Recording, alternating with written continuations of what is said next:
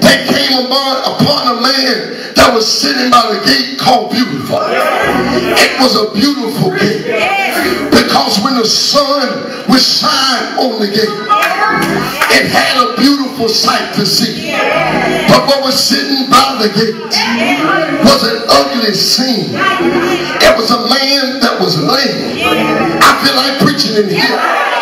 He could not walk. He was crippled. And he sat there on a daily basis. The church prayed daily. And he sat there daily. I said he sat there daily. And the church prayed daily. Which means that the church passed the church on the way to church. Must I preach it in heaven? But on this day, Peter and John came by. And the man began to beg them for silver and gold. But I heard Peter and John say, silver and gold have I none, but them such as I have give I thee. In the name of Jesus, rise up and walk. I tell you, there's power in that name. There's power in that name. The demons tremble when they hear that name. The angels sing when they hear that name. The sick get healed when they hear that name. The bound get delivered when they hear that name. What's his name? Mary's baby. What's his name?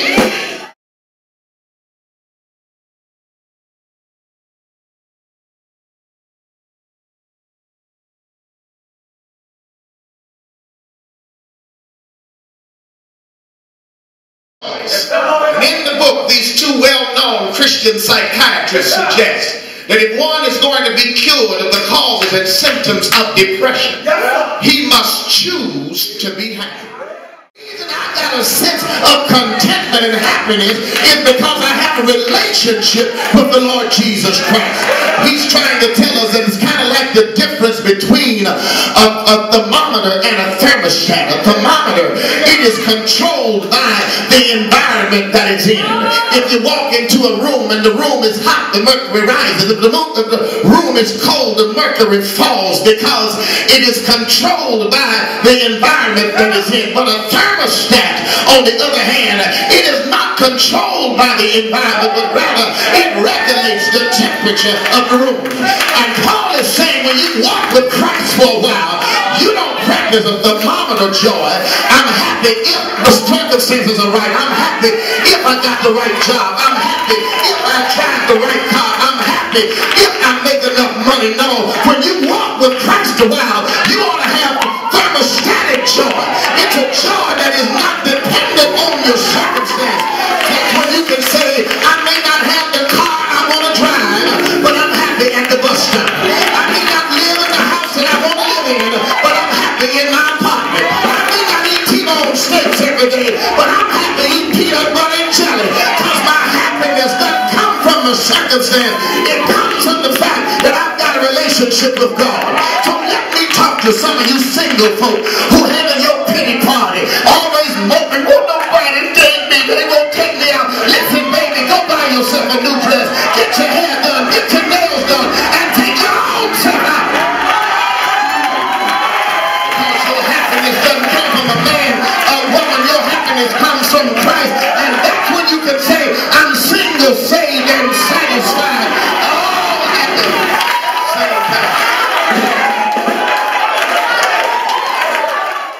Not my will, but thy will be done.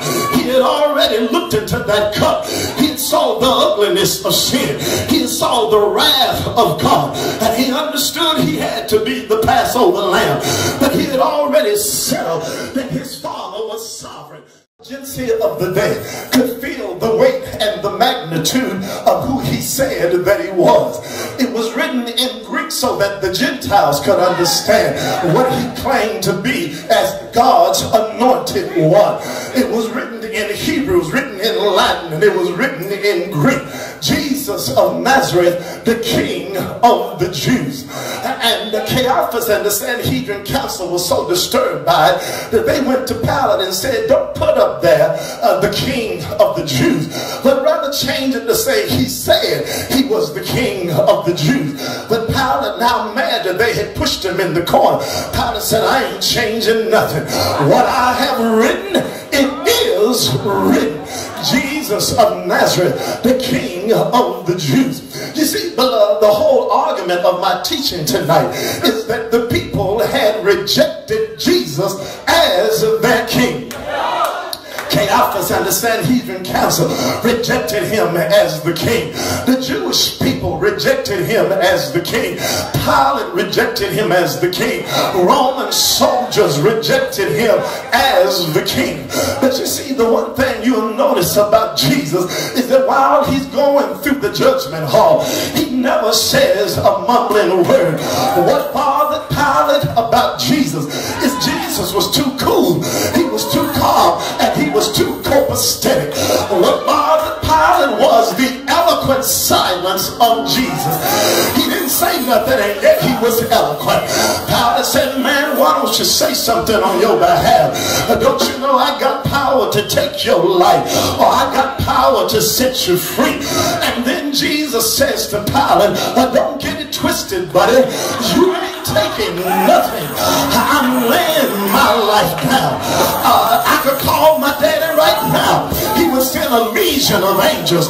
But for this cause came into the world. And I told y'all before I got to this point that if you tear down this temple, in 3 days I'll raise it up again. You see, when you know who you are, you don't have to defend yourself. To do exceeding and abundantly above all we ask or think. Let me tell you why it's important not to have a mediocre mindset. Because God, according to the scripture, is only obligated to exceed our expectation. Can save your children. The same God that saves your children can help you find the right person to live your life with. The same God that helps you to find the right person to live your life with can anoint you and put his hand on you for ministry. I don't know about you, but I'm not going to put God in a box. But this is the time for me to release him to do